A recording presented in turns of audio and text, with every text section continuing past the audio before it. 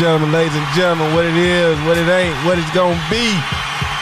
Good to see y'all out there tonight, man. We thank you so much for tuning in.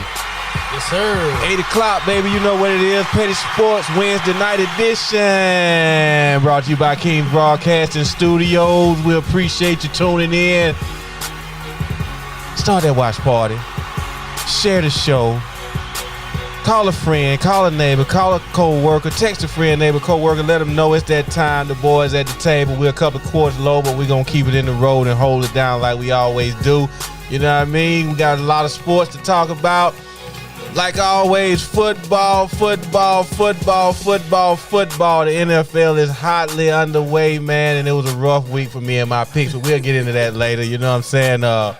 Everything, life is good. Life is good, you know what I'm saying? So, thank you guys for tuning in. Could have been anywhere else in the world, but you're right here with us at the table, man. We greatly appreciate it. We really, really do. Without no you, there is no us, man. So, I'm Mike Bell, baby. I always forget to introduce myself. I'm Mike Bell, baby. Got FamousFeez over here, you know what I'm saying? The usual crew at the table. And we greatly appreciate it. Like I say, man, we thank y'all guys so much. We got a Petty Sports hotline you can check in on at 678-871-9602, 678-871-9602. Call in, man. We want to hear from you. That's how you can be a part of the show and join us. We love to hear what you have to say about any of the topics we may discuss, or if you want to talk a little shit, you know what I'm saying? You want to talk a little shit out there, you know, we'll do that too. You know what I'm saying? Because our opinion is the only one that really matters around this motherfucker. You know what I'm saying? So, yeah. Get you a good smoke. Get you a good drink. It's that time. Glad to see you. Good to be here today. You know what I'm talking about ATL. Hope. What up, Feez? Talk to the people, baby. It's all good, man. It was a rough week of football, man. Ain't nobody really fared too well in the picks, but y'all know what it is. Your boy FamousFeez is going to come in. I got a whole lot to say. Got a lot of people to address. It was quite an interesting football Sunday. I mean, I'm going to need y'all to strap in. Just like I tell you to do every week, get your popcorn ready. You might need 2 bags tonight. Uh-oh. It's going to get real. And we even going to talk about a little baseball. You know, it did happen. Even though Dwight ain't here, we going to talk about some baseball. Just a little bit. Just a little bit. Uh-huh. A little baseball, a little college football. We got a whole bunch of stuff on deck for you, man, so keep it locked, man. We about ready to get on this thing. Well, you sound like you pissed out. They done rubbed you the wrong way out there, Feed. He said, hey, you might need to get 2 bags of popcorn. You know what I'm saying? I ain't playing, man. All these keyboard thugs out there. For any of y'all that follow me, I'm sure you saw my live video Sunday. I didn't say everything I had to say. Hilarious, dog. That was like the little preamble before we get over here. So it's coming. We ain't starting the day with that because they're not good enough for us to start the show with right now. Okay. So we are going to keep it NFL. We just ain't starting with the Patriots today. But we getting there. Right. We're going to start with these 5-2 Tampa Bay Buccaneers and Tom Brady, who are now being picked as the Super Bowl favorites. They're the odds-on favorites now for everyone except for Vegas. But everyone is picking Tampa Bay to host the Super Bowl and win it at home, which would be the first team to ever do either of those things. How sweet would that be? So, I mean, are you buying the hype? Most definitely. I think Tampa Bay Buccaneers would do the way they rolling right now, and the addition of the new player they got.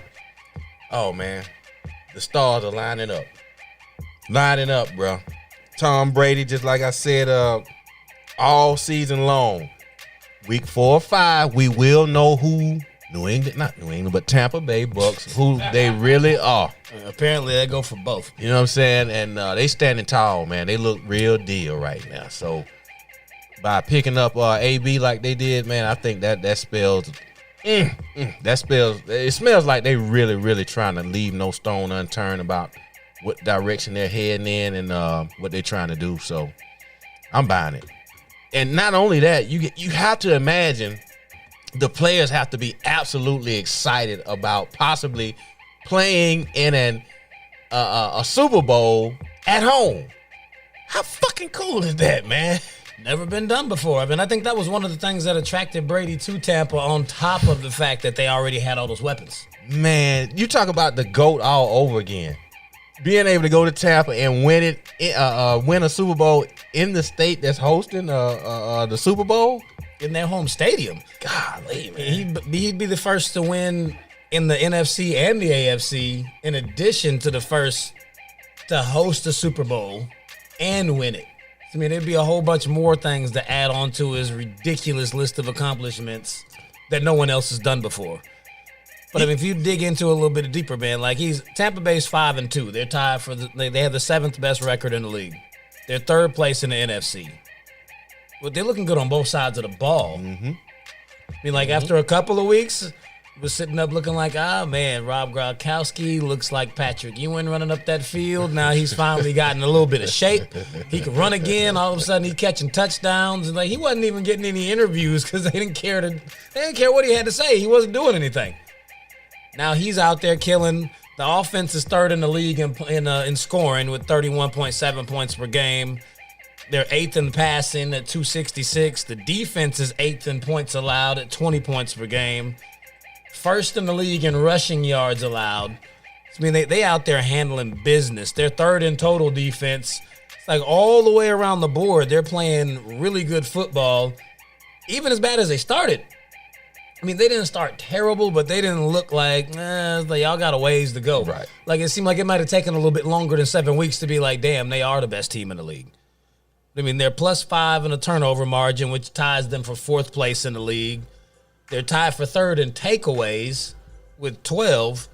And in giveaways, as bad as they started, Brady only has 4 interceptions. Like, I swear he threw them all in the first 2 weeks. He must. Because it was looking bad. We were calling him Jameis. That's what it looked like after the first 2 weeks. You remember Jameis? Now he hasn't thrown any. You remember Jameis said that? Like, see, it wasn't all me.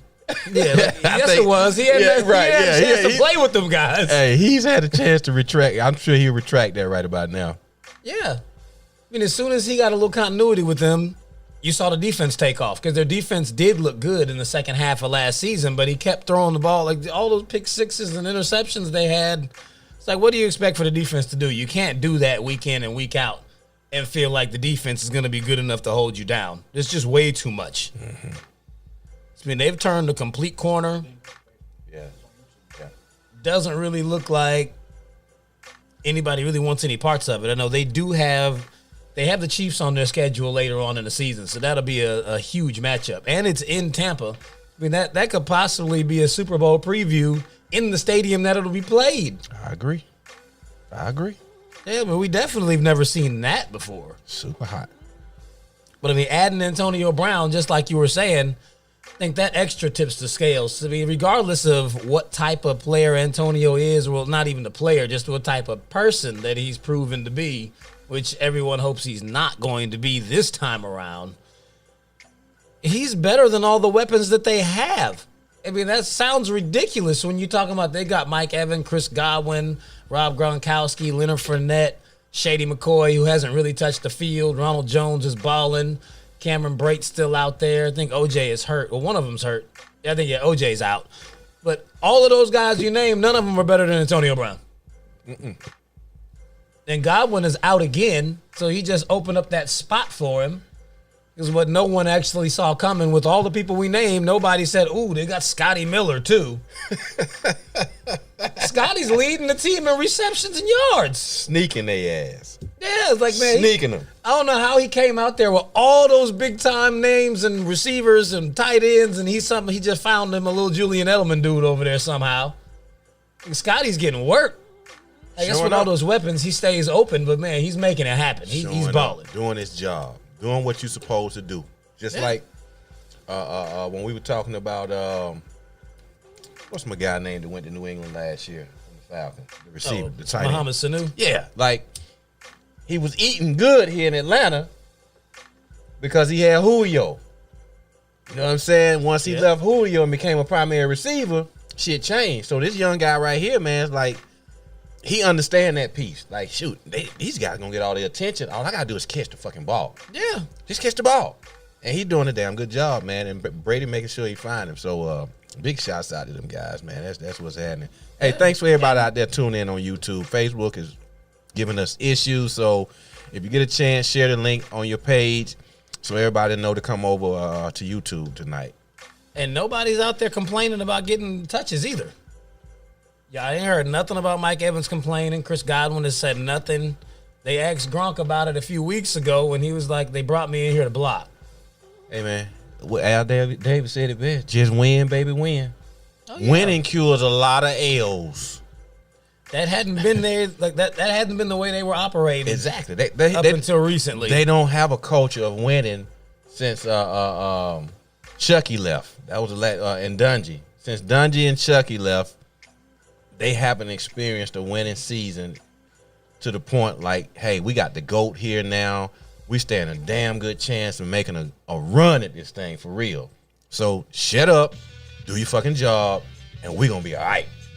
Yeah, man. I mean, this thing, if you just look at their remaining schedule, it's not far-fetched that they run the table. The only game they have left on their schedule where you wouldn't pick them to win it will be Kansas City. Yeah. And by that time, they may be favored to beat them too. Will Antonio Brown be back by then? What week is that? Oh, he's eligible, week 9? He can play next week. Okay. I thought he had to sit out 8 games. I don't really understand how his suspension was served while he was not on the team. Okay. It was under my understanding that you couldn't serve a suspension unless you actually were on a team with a contract first. That's what I was thinking. But his suspension is done next week. Well, this coming week here, that's 8 games. They gonna get the man for the second half of the season. That's stupid, crazy, man. All right, well, I mean, I think clearly they'll be coming out of the NFC South without a problem. So it's on them, man. They can write their own destiny at this point. Paint their own picture. I'm liking everything they're doing. I'm buying it.